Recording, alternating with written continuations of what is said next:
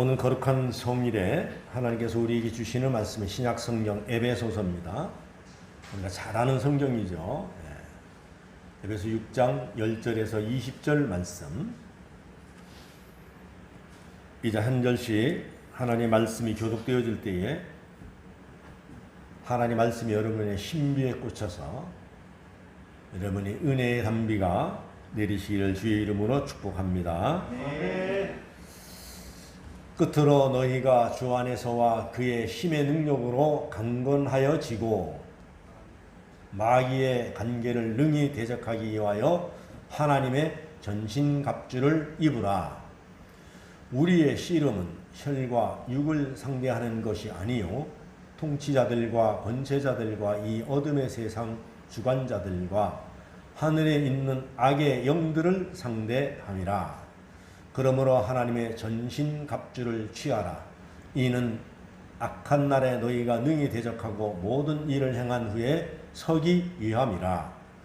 그런즉 서서 진리로 너희 허리띠를 띠고 의의 호용심을 붙이고 평안의 복음이 준비한 것으로 신을 신고 모든 것 위에 믿음의 방패를 가지고 이로써 능히 악한 자의 모든 불화살을 소멸하고 구원의 투구와 성령의 검 곧 하나님의 말씀을 가지라.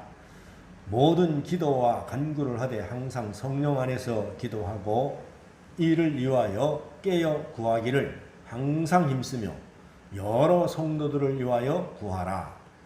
또 나를 위하여 구할 것은 내게 말씀을 주사 나로 입을 열어 복음의 비밀을 담대히 알리게 하옵소서 할 것이니 이 일을 위하여 내가 쇠사슬에 매인 사신이 된 것은 나로 이 일에 당연히 할 말을 담대히 하게 하려 하심이라. 아멘. 하나님은 어지러운 세상 가운데서도 우리에게 찾아오셔서 우리의 모든 문제를 바라보고 계시며 또 그 문제를 해결해 주시며 오늘도 늘 우리와 동행하시는 줄로 믿습니다. 오늘도 하나님께서 우리에게 말씀하시기를 전신갑주를 입으라고 말씀하셨습니다. 우리가 세상을 이길 수 있는 능력은 우리에게 있는 것이 아니라 오직 우리 주의 성령의 도우심으로 이길 수 있는 줄로 믿습니다. 오늘 아버지 하나님 이 코로나 전국 가운데서 또 우리가 아버지 여러 가지로 인생을 살아가면서 어려운 가운데서 우리 그리스도인들이 우리가 말씀의 전신갑주를 입고 우리가 이 세상을 이기는 우리 주님을 의지하며 승리하는 우리를 되게 하여 주시옵소서. 오늘도 말씀이 선포되어질 때마다 아멘으로 화답하여 저들의 이해된 말씀으로 저들의 신비에 새겨져서 그 안에서부터 예수 그리스도의 능력이 밖으로 표출되어서 이 세상을 넉넉히 이길 수 있도록 주님 역사하여 주시옵소서. 이 종을 붙들어서 승리케 하실 줄로 믿습니다. 감사하옵고 예수님의 귀하신 이름으로 기도하옵나이다. 아멘. 할렐루야. 오늘 우리 옆사람 인사합시다. 이렇게 코로나 잘 이기셨습니다. 오늘 은혜 많이 받읍시다. 아멘. 날 사랑하심 우리 그 4절 3절을 좀 준비해 주시기 바랍니다. 날 사랑하심 날 사랑하심 날 사랑하심 성령의 쓰였네. 세상 사는 동안에 나와 함께 하시고 세상 떠나가는 날 천국 가게 하소. 날 사랑하신 날 사랑하신 날 사랑하신 날 사랑하신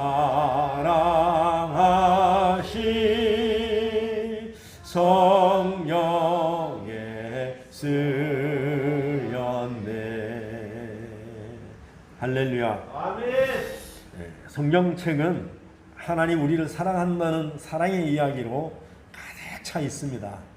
오늘 그 사랑을 여러분들이 느끼고 그 사랑을 증취하시기를 주의 이름으로 축복합니다. 아멘. 할렐루야. 아멘. 사실 인간의 생각, 사람의 계획대로 되는 것은 아무것도 없습니다. 이 세상에. 그래서 이제 전쟁이, 중동 전쟁이 이렇게 잠잠하니까는 저 러시아와 우크라이나가 전쟁이 된 지 벌써 몇 달이 지나고 있습니다. 전쟁은 왜 합니까? 전쟁은 무력에 의해서 국가와 국가 사이의 투쟁이죠. 욕심. 우리가 보면 러시아가 땅덩어리도 크고 인구도 많고 자원도 많은데 그 왜 자꾸 우크라이나를 갖다가 공격하는가? 또 중국도 보면은 계속 대만을 갖다가 자기네 것으로 만들려고 애를 쓰고 있잖아요. 근데 가진 자들이 더 엄청난 욕심을 부리고 있습니다. 참 엄청나게 우리가 상상을 초월할 정도로 많은 사람이 지금 죽어가고 있습니다. 그래서 러시아의 군사 이론가이자 장군이었던 클라우제비츠는 그에 져서 전쟁론에서 전쟁이란 적을 굴복시키고 자기의 의지를 강요하기 위해서 사용하는 일종의 폭력행위 또는 다른 수단에 의한 정치적 연속이라 이렇게 정의를 내리고 있습니다. 세이피어는 말하기를 그의 헨리 4세라는 책에서 전쟁은 지옥의 아들이다 이렇게 부르고 있습니다. 전쟁은 정말 처참합니다. 전쟁은 있어서는 아니 되는데 루즈벨트는 전쟁을 갖다가 전염병이라 했습니다. 전염병. 그러니까 전염병 모양 번지는 거예요. 간디는 전쟁을 갖다가 뭐라고 얘기했냐면 깡패주의라 그랬습니다. 그것을 그럴듯하게 포장한 것이 전쟁이라 해요. 깡패라니 깡패. 그래서 세상은요, 모든 나라는 큰 나라든 작은 나라든 군사를 키웁니다. 군사를. 근데 군사를 왜 키웁니까? 전쟁에 대비해서. 전쟁에 대비해서. 그래서 항상 무기를 개발하고 또 경제적으로 여유가 있는 나라들은 무기를 많이 사들입니다. 우리나라도 이제 무기 수입국에서 수출 국가가 되었다는 것은 놀라운 사실입니다. 우리나라가 탱크를 수출을 하고 우리나라가 방사포를 수출을 하고 이제 전투기까지 수출을 합니다. 이게 엄청납니다. 영적 전쟁도 마찬가지입니다. 육적인 전쟁에서 무기를 항상 우리 군대 갔다 온 분들은 다 알아요. 자기 개인 소총을 주면은 그걸 계속 닦고 저이고 기름치고 그리고 계속 연습을 하거든요. 그거를요. 녹 안 슬게. 그래서 왜 그거는 연습을 합니까? 유사시에 실패하지 않고 총을 쏘거나 또 많은 대포를 쏴가지고 적을 물리치기 위해서. 그래서 영적 전쟁도 마찬가지입니다. 우리가 항상 기름치고 조이고 긴장하지 않으면은 영적 전쟁에서 우리가 지기 때문에 그렇습니다. 그런데 세계의 종교들을 전부 다 보면은 다 이렇게 굽신거립니다. 굽신거려. 뭐 달라래고 빌고 도와달라래고. 근데 유독히 우리 기독교에서만 공격적입니다. 마귀를 향해서 공격합니다. 대적합니다. 그게 우리 기독교만 특별한 것입니다. 그게. 그래서 세계 어느 종교를 막론하고 다 그렇게 마귀를 명령하는 종교는 기독교 하나뿐이라는 것입니다. 그래서 우리는 이 땅에서 보면은요, 보이는 적보다 보이지 않는 적이 굉장히 무섭습니다. 왜냐하면 대비하기가 어렵기 때문에 그래요. 우리가 이번에 홍수가 많이 나서 뭐 서울에 100년 만에 홍수가 났다 그러지만 사실 그런 것들이 무섭다 그래도 그런 건 무서운 게 아닙니다. 왜냐하면 눈으로 보이기 때문에. 그리고 우리가 방비를 하면 돼요. 교훈을 삼아서. 그런데 이게 영적인 전쟁은요, 어떻게 생겼는지, 어디서 오는지, 얼마나 많이 오는지, 얼마나 많은 무기를 갖고 오는지 우리가 알 수가 없어요. 우리가 코로나가 왜 무서운 겁니까? 코로나가 눈에 보이면은 얼마든지 막을 수 있습니다. 근데 코로나가 눈에 보이잖아요. 병이 왜 무섭습니까? 보이지 않기 때문에. 그래서 우리가 골절상을 입는다든지 우리가 무슨 타박상을 입는 거는 아무것도 아닙니다. 사실은. 그런데 제일 무서운 게 뭡니까? 보이지 않는 전염병이에요. 전염병. 이게 무서운 거예요. 그렇기 때문에 하나님께서는 이런 모든 사람들이 살아가는 데에 육적인 것보다 가장 너희가 중요시해야 될 것이 뭐냐면 영혼이라는 이야기입니다. 근데 그 영혼이 그냥 있어서 천국 가는 것이 아니라 우리의 궁극적인 목적은 천국 가는 거예요. 그래서 하나님은 우리를 살리는 영이시고 마귀는 우리를 죽이는 영이란 말입니다. 그래서 우리는 살리는 영, 하나님께 그리스도께 우리는 속해 있는 사람이라는 것입니다. 그래서 특히 영적인 것은 전혀 보이지 않으므로 굉장히 어렵습니다. 그러므로 영적 전쟁은 공격이 최상의 무기입니다. 공격이 최상의 무기예요. 방어도 해야 되지만. 그래서 하나님께서는 우리에게 오늘 말씀은 뭐라고 말씀하셨냐면 너희가 전신갑주를 입으라는 이야기입니다. 전신갑주. 뭐 전신갑주를 아무리 우리가 잘 입어도 성경에 보면은요, 전쟁에 나가는 군인들이 갑옷을 입고 아무리 단단하게 준비를 해도 뭐 그냥 그 우연히 쏜 화살에 그 솔깃으로 뚫고 들어가서 죽는 거예요, 사람이. 그리고 전쟁에서는 전혀 죽지 않았는데 말 타고 가다가 나뭇가지에 머리가 걸려서 죽는 다윗의 아들이 대표적이잖아요. 그래서 우리가 아무리 대비를 해도 하나님께서 지켜주지 않으면은 아무것도 아니라는 것을 지금 성경에서 말씀하는 것입니다. 그래서 너희가 전신갑주를 이기라는 것입니다. 그런데 전쟁을 하는 무기일수록 사용하기가, 다루기가 편리해야 됩니다. 그리고 가벼워야 됩니다. 전쟁을 하는데 무거우면은 전쟁에 실패합니다. 그래서 전쟁 중에 제일 큰 무기가 뭐냐면 식량입니다. 식량.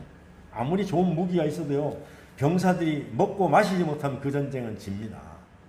그래서 우리가 삼국지 같은 데 보면은요, 참 옛날 사람들이 머리가 얼마나 좋은지 몰라요. 벌써 이렇게 다음 수까지 내다보잖아요.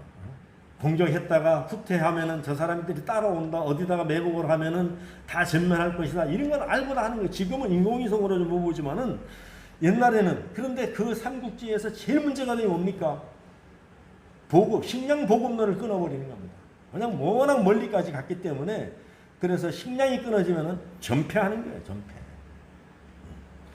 그렇기 때문에 인간의 전쟁에서는 무기를 가면 갈수록 가볍게 만들어야 됩니다. 다루기가 좋아야 돼요. 그래서 나중에 나온 것이 뭐냐면 원자폭탄이잖아요. 원자폭탄. 가볍고 많은 살상을 할 수 있고. 요즘은 또 어떤 무기가 나왔어요? 드론이잖아요. 드론. 사람은 안 가고 무기만 실어가지고 무인기에 실어서 가서 그냥 공격해버리는 거예요. 그렇게 많이 무기가 발달되었어요. 그런데 하나님께서 주시는 우리의 영적 무기는 어제나 오늘이나 동일한 줄로 믿습니다. 이 세상에서 제일 가벼운 무기입니다. 언제 어디서나 누구든지 사용할 수 있고, 어린이도 사용할 수 있고, 어른도 사용할 수 있고, 약한 자도 사용할 수 있고, 강한 자도 사용할 수 있고, 언제 어디서나 우리 마음속에 품고 다니면 되는 무기. 여러분, 이런 무기는 없어요, 세상에. 그걸 갖다가 하나님은 전신갑주라고 합니다. 그래서 하나님 주시는 무기는 위력도 대단하지만은, 파괴력도 대단하지만은 복원 능력도 대단합니다. 그래서 하나님께서는 왜 그러면은 전신갑주를 입으라 하느냐 하면은 이 전신갑주를 입지 않고는 우리가 이 세상을 이겨낼 수가 없어요. 이겨낼 수가 없어요.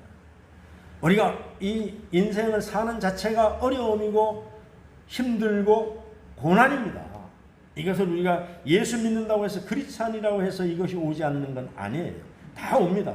그런데 똑같이 어려움이 와도 우리가 전신갑주를 입은 사람하고 안 입은 사람하고는 이것을 극복하고 이겨내는 그것이 확연히 다르다는 이야기입니다. 그래서 오늘 보면은 사탄 숭배자들도 있어요. 사탄 숭배자들. 그래서 왜 하나님께서 우리에게 전신갑주를 입으라고 바울사도를 통해서 말씀하시냐면은 어느 목사님의 고백입니다. 비행기를 타고 갑니다. 가는데 이제 비행기 기내식이 나오잖아요. 기내식이 나오는데 보니까는 기내식을 받아갖고 옆에 있는 사람이 기도를 하는 거예요. 그래서 이 사람이 참 크리스찬이구나. 그래서 한참 동안 기도하는 거예요.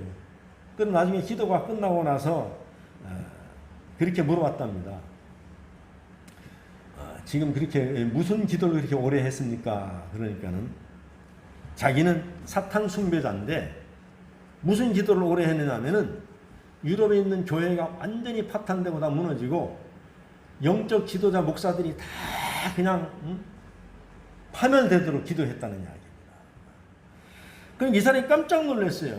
아니 사탄 숭배자들도 기도한다는 이야기입니다. 지금. 그래서 성경에 보면은 5만 명이라는 인물이 등장을 해요. 거기 보면은 농사 짓는 사람도 나오고 고기 잡는 어부도 나오고 하여튼 여러 가지 직종들이 많이 나와요. 5만 명이라는 사람이 나오는데 거기 보면은 실패자와 성공자 둘로 나눠집니다. 근데 실패자가 훨씬 더 많아요. 성경에 보면은. 근데 실패자의 공통점이 뭐냐 하면은 말씀과 기도가 떠난 자들입니다. 공통점이에요, 이게. 말씀과 기도가 떠난 자들이고, 기도가 떠났을 때에 그들은 마귀의 공격을 받고 실패했다는 것입니다. 그러면 반대로 다 성공자는 뭡니까? 성공한 사람들은 말씀과 기도를 실패의 자리에서도 다시 회개하고 붙들었을 때에 하나님이 힘을 주셔서 그들이 다시 일어났다는 것입니다. 할렐루야.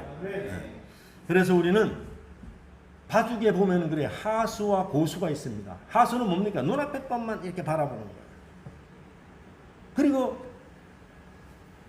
바둑알 하나 잡으면은 막 기뻐합니다. 근데 고수는 세수, 네수, 다섯수까지 쫙 내다보잖아요. 그래서 우리가 하수는 당장 눈앞의 것만 보기 때문에 늘 바쁩니다. 늘 바빠요. 여러분 우리 믿음에도 하수와 고수가 있는데 하수는요 늘 바빠요. 뭐에 바빠요? 육적인 것에 바쁘다는 이야기예요. 육적인 것에. 근데 고수는 항상 말이 없습니다. 그래서 말이 없다 보니까 그 속마음을 잘 몰라요. 그래서 우리 예수 믿는 사람들은 하나님의 말씀과 기도로 무장을 하면은 마귀가 잘 못 알아봅니다. 저는 고수기 때문에 함부로 건드리지 못한다는 얘기예요. 그렇기 때문에 이런 사람들은 하나님께 대한 충성심이 대단합니다. 어떤 상황에서도 교회 편이고 어떤 상황에서도 하나님 편에 쓰고 어떠한 상황에서도 믿음으로 해결하려고 애를 씁니다.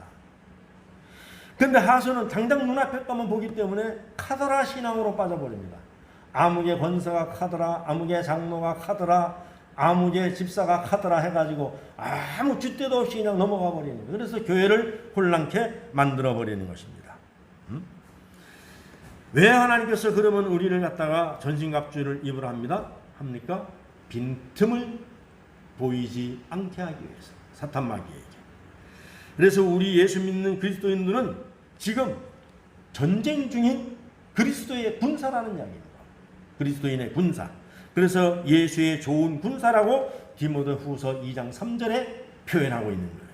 저와 여러분은 그리스도의 좋은 군사인 것을 기뻐하시기를 주의 이름으로 축원합니다. 그래서 크리스찬 생활은 그렇기 때문에 일종의 전쟁 중입니다. 지금 전쟁을 치르고 있는 거예요. 그래서 모든 크리스찬은 자기의 전쟁을 계속하고 있습니다.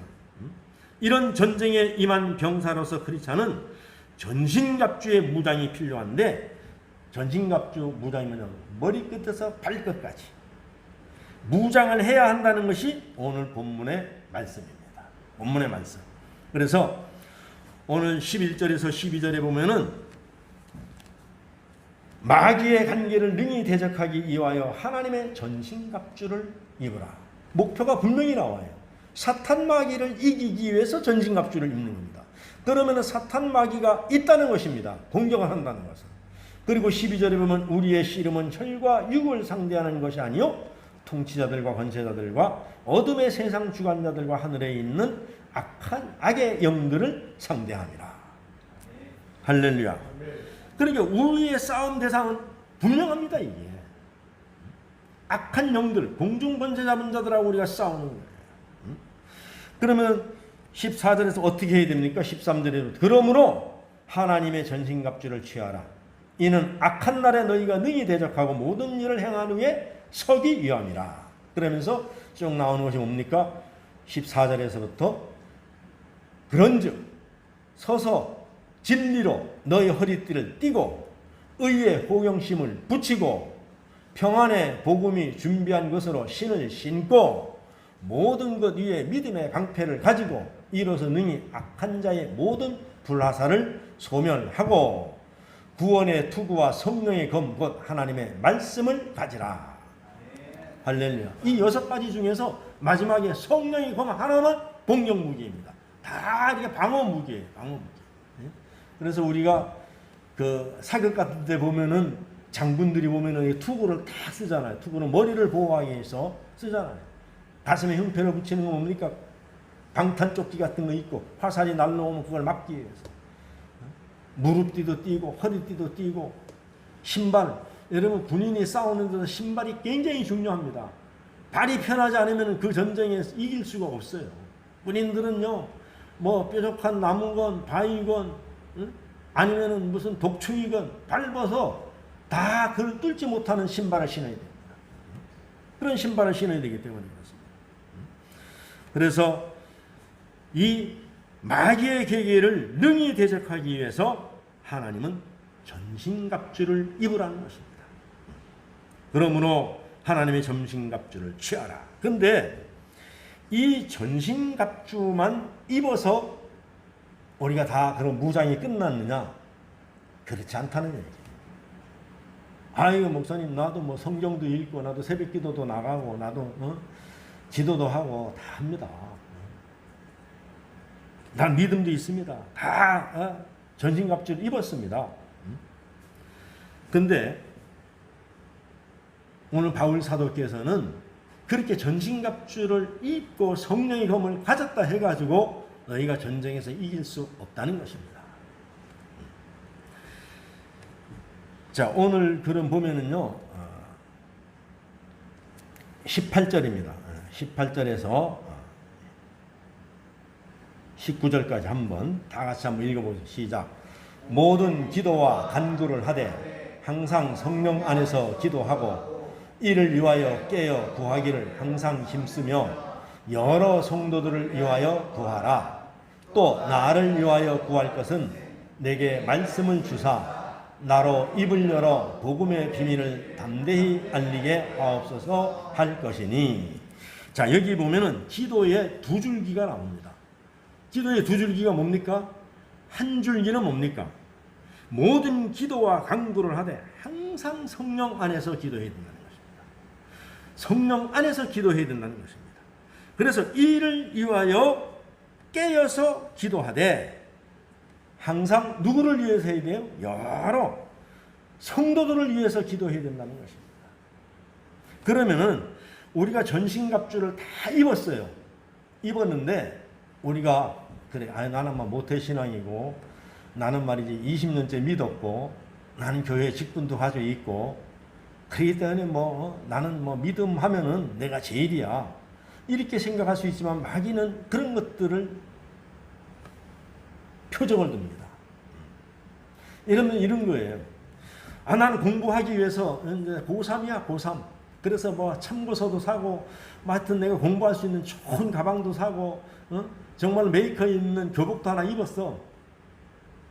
다 입었다 그렇다고 해서 공부를 잘합니까? 아닙니다. 그 가방에 들은 책을 갖다가 놓고 공부를 해야 됩니다. 그래야 공부를 잘할 수 있는 거예요. 그러니까는 좋은 자동차를 샀어요. 좋은 자동차를 샀는데 이게 어디냐니까 외제차는 너무너무 좋대. 이번에 수해 나가지고 외제차가 많이 침수됐더라고요. 나는 이렇게 돈을 비싸게 주고 몇 억을 주고 샀다고 자랑만 해서 될 것이 아니라 그 차를 움직일 수 있는 면허도 있어야 되고 그 자동차가 갈 수 있는 기름도 있어야 된다는 것입니다. 그러니까 우리가 전신갑주만 취하는 것이 아니라 우리가 하나님으로부터 우리가 기도함으로 말미암아 하나님의 지시를 받아야 된다는 것입니다. 지시를 받아야 되는 거예요. 그것이 뭡니까? 모든 일에 기도와 간구를 하되 성령 안에서 교통하는 겁니다. 좀 이해를 돕기 위해서, 이런 비행기를 타고 가면요, 비행기가 그냥 날아가는 게 아닙니다. 비행기도 길이 있어요. 그리고 비행기 조종사가 자기 멋대로 날아가는 게 아닙니다. 항상 관제탑. 자, 대한민국에서 비행기가 이륙했을 때는 한국의 관제사의 지시를 받습니다. 높이는 얼마, 속도는 얼마, 어느 방향으로 날아가라고 지시를 받아서 갑니다. 그리고 다른 나라 항공으로 들어서면 거기에 또 관제사의 지시를 받습니다. 그래서 계속 나라가 바뀔 때마다 그 나라의 관제사 지시를 받아서 날아가는 거예요. 그냥 자기 멋대로 날아가는 게 아닙니다.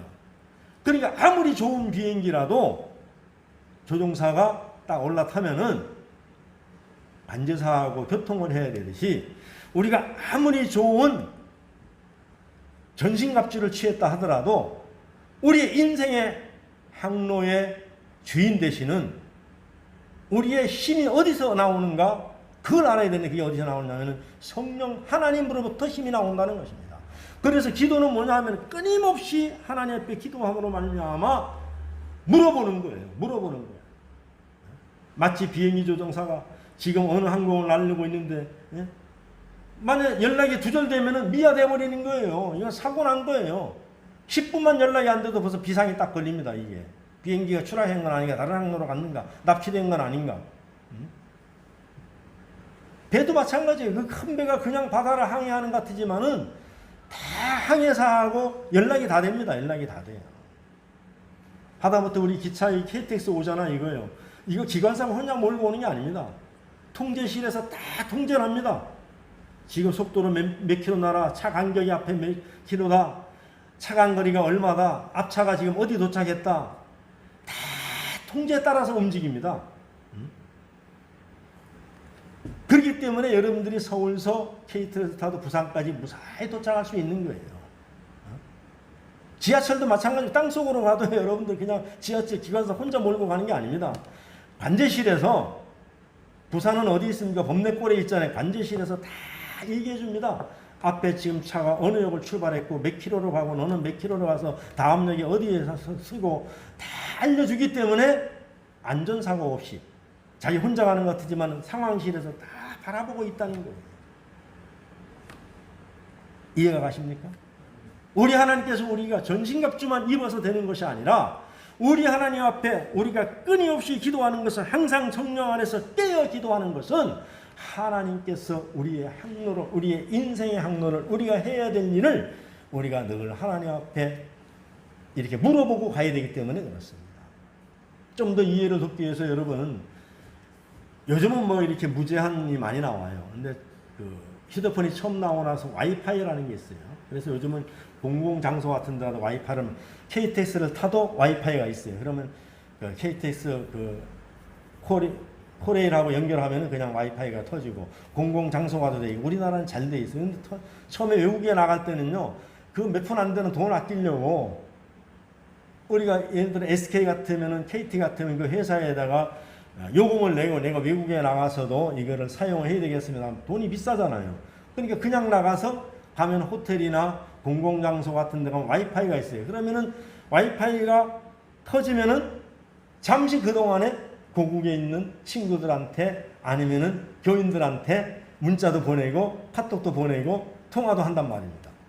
요금이 안 들기 때문에 대충 이렇게 통화는 안 하더라도 카톡을 보내잖아요.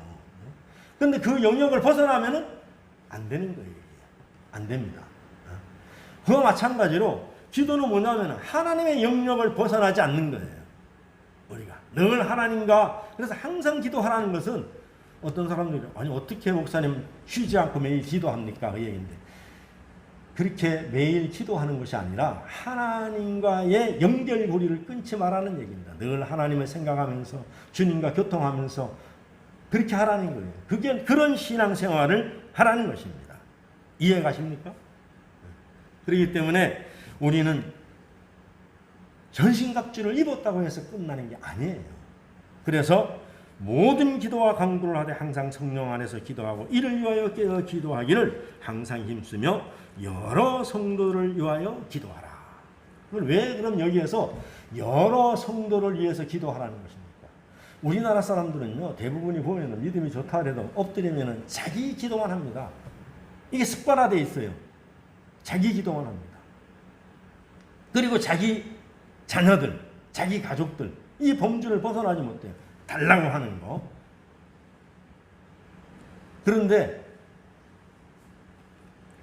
여러 성도를 위해서 기도하라는 겁니다. 여러 성도를 위해서.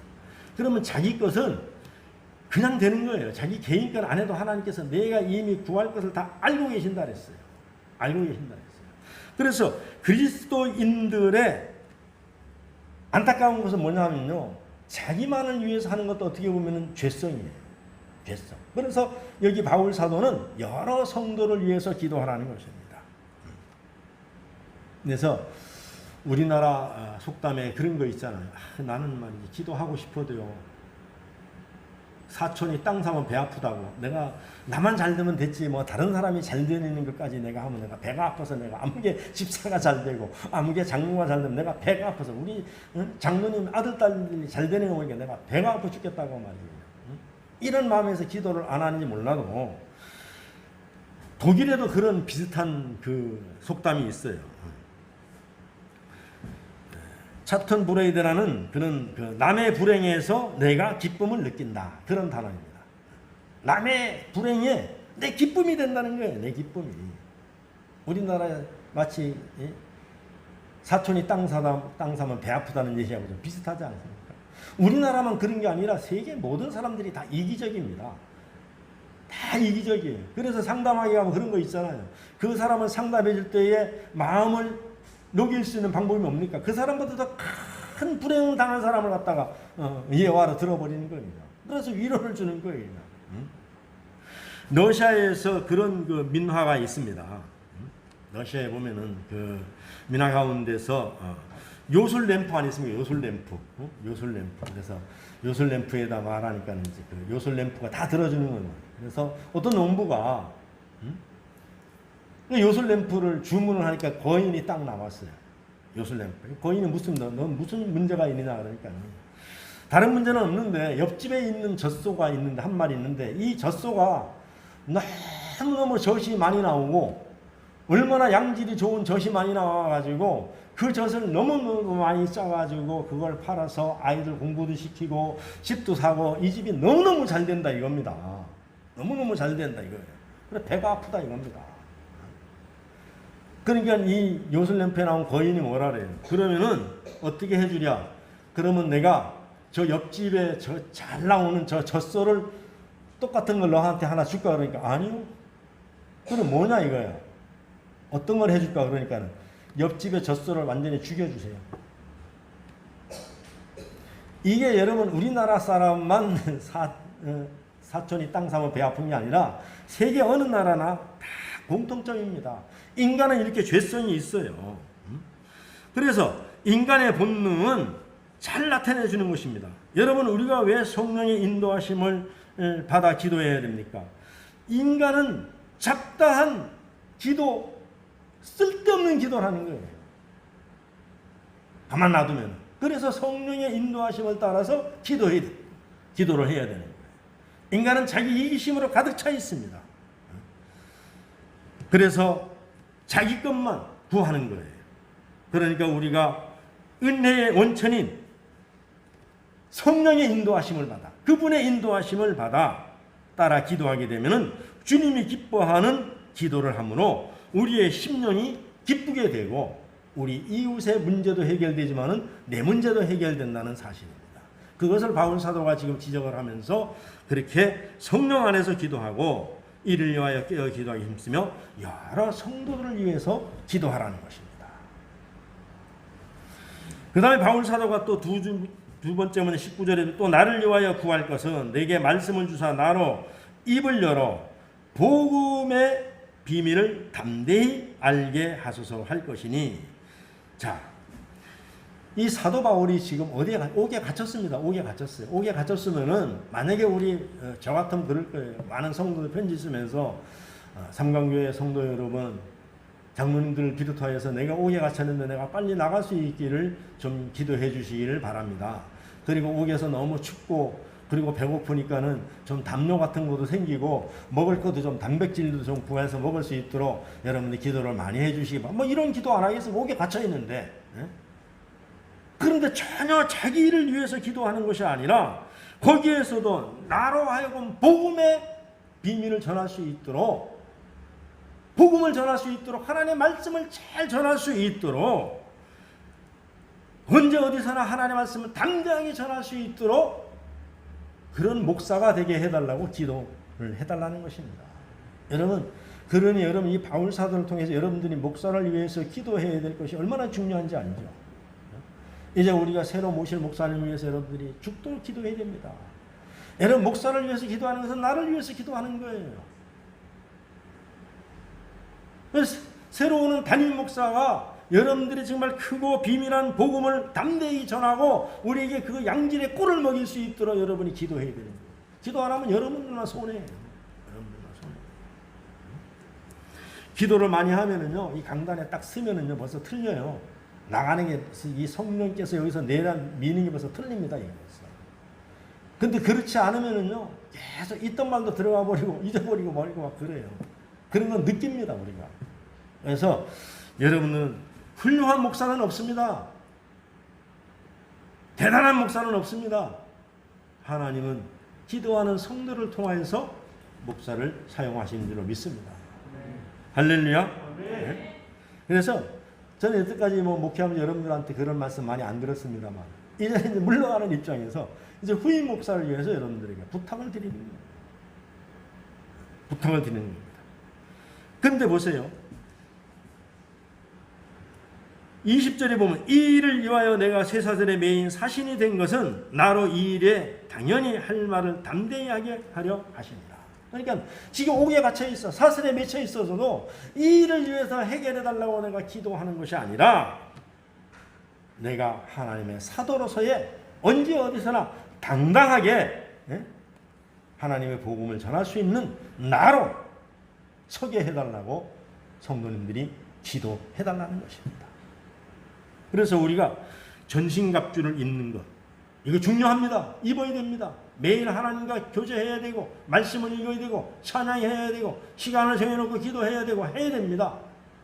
왜? 이 전신갑주를 입어서 끝나는 것이 아니라 내가 교회를 얼마나 오래 나왔고, 내가 어떤 직분을 가졌고, 내가 모태신앙이었고, 나는 좋은 성경책을 가지고 있고, 나는 주석을 가지고 있고, 이런 것이 중요한 것이 아니라 하나님과의 교제의 시간이 있어야 된다는 얘기예요. 있어야 된다는 거예요. 그래서 늘 우리의 인생의 관자가 되시는 성령 하나님과 교제가 끊어지지 말아야 돼요. 끊어지지 말아야 돼요.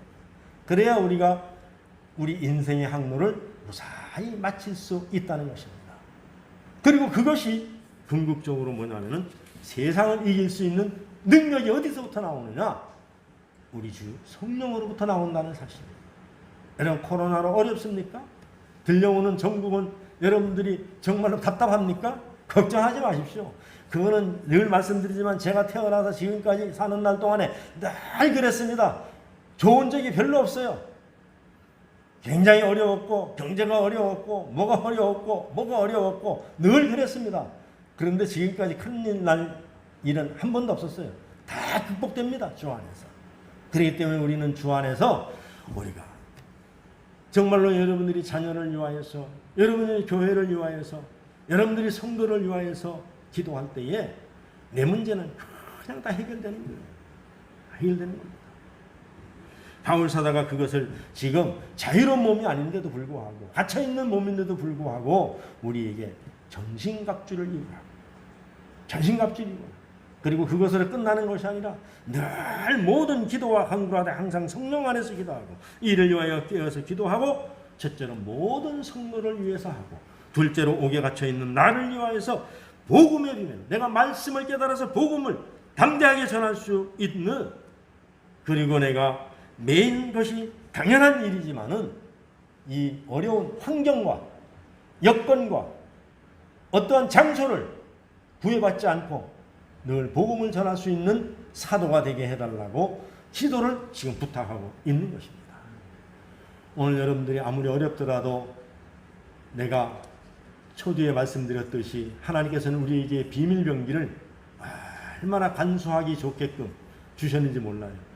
그 어디나 우리는 무릎만 꿇으면은 비밀병기를 사용할 수 있는 좋은 무기를 가졌습니다. 마귀를 대적할 수 있는 성령의 검을 가졌습니다. 말씀의 검을 가졌습니다. 여러분 언제 어디서나 사용하셔서 세상을 넉넉히 이기시기를 주의 이름으로 축원합니다. 참으로 좋으신 아버지 하나님 감사합니다. 오늘 하나님 주시는 말씀 우리에게 생명수가 되게 하여 주시고 능력이 되게 하여 주시고 권능이 되게 하여 주시옵소서. 그래서 세상을 넉넉히 이길 수 있는 우리들 되게 하여 주시옵소서. 감사하옵고 예수님의 귀하신 이름으로 기도하옵나이다. 아멘.